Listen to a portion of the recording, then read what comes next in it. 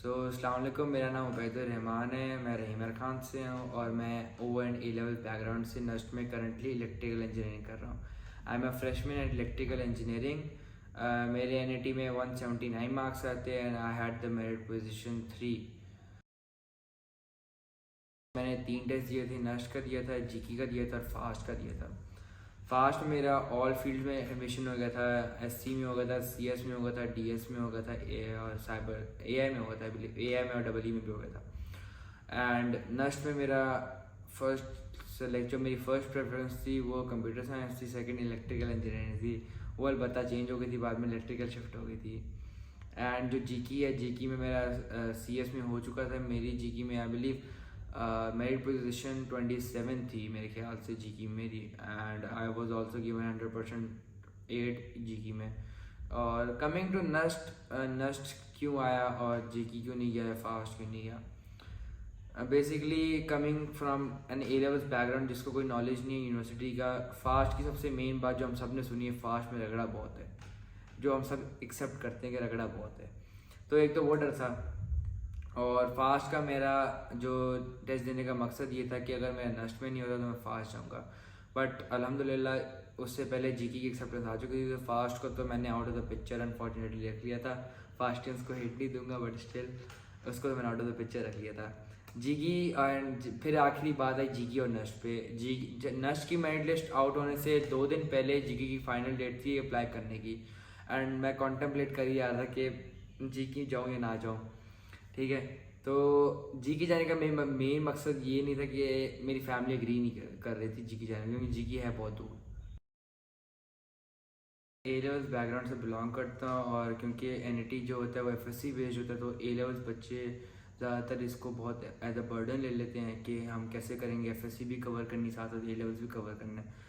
सबसे पहले माइंडसेट को चेंज करने की ज़रूरत होती है कि आपका जो ए लेवल्स होता है और एफएससी का जो आपने एन का कवर करना होता है उसको एज अ बर्डन ना लो। जैसे आप ए लेवल्स कर रहे हो वैसे आप एफएससी करो, अपना एफएससी का सिलेबस कवर करो एन के लिए।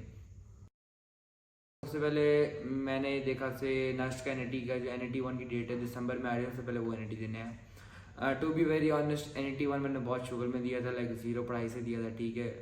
पढ़ाई की थी बट वो पढ़ाई मुझे याद नहीं थी, एन के दिन कुछ याद नहीं था मुझे। मेरे A122 आए थे, तो NAT2 में मैंने एफएससी की तैयारी की थी, तो मेरे 148 आए थे, क्योंकि मैंने उसमें फिजिक्स और मैथ थोड़ी बहुत की थी, चैप्टर्स थोड़े जो मेन टॉपिक्स थे उनको छेड़ा था, तो मुझे समझ आ रही थी क्या चल रहा है, 148 आ गया। अब ए लेवल्स फिर जब मेरे ख़त्म हुए तो मेरे पास अराउंड अबाउट जून में ख़त्म हुए थे और जुलाई का पूरा महीना था मेरे पास, और एन मेरा जुलाई के एंड में था आई बिलीव, इसी तरीके करीब डेट थी। तो मैंने जून पूरा पढ़ाई की, एफएससी की अपनी, ठीक है, सब कुछ सिलेबस वगैरह रिवाइज किया, एनईटी का फुल मतलब ग्राइंड डाल, क्योंकि मुझे पता था एनईटी में जो आ रहा है वो फास्ट में भी आएगा, वही जीकी में आ रहा है, तो बेसिकली तीनों टेस्ट कवर कर रहे थे। मेरा 4 को आई बिलीव मेरा था जीकी का टेस्ट था, 7 को मेरा फास्ट का टेस्ट था और 12 का मेरा एनईटी था। तो ये तीनों टेस्ट मैंने इकट्ठे दिए थे। मैं मैथ्स की तैयारी बिगनिंग में मैथ्स, ठीक है, ए लेवल बैकग्राउंड थोड़ा था, मुझे ए लेवल बेसिक नॉलेज थी, इतना मुश्किल नहीं था मैथ्स मेरे लिए कवर करना। और मैथ्स के लिए ऑब्वियसली सबको पता है, जो most popular sir Hashim Zia हैं, ठीक है, उनका यूट्यूब खोलो, उनकी अभी तक याद है 159 वीडियोज़ की प्ले लिस्ट है ई कैट और एन मैथ्स की, वो कर लो और फिर बस प्रैक्टिस करो प्रैक्टिस करो प्रैक्टिस करो। मैथ्स की मेन टिप मैं यही दूंगा, आपके पास OETP की बुक होती है NET प्रेप की, आप वो ले लो मैथ्स की अगर लेनी है। कमिंग टू फिज़िक्स भी मैं ये कहूँगा सर हाशिम ज़िया के भाई हैं सर, आई बिलीव उनका नाम बिलाल ज़िया है, तो वो फिज़िक्स पढ़ाते हैं, ठीक है, उनकी भी प्लेलिस्ट है फिज़िक्स की।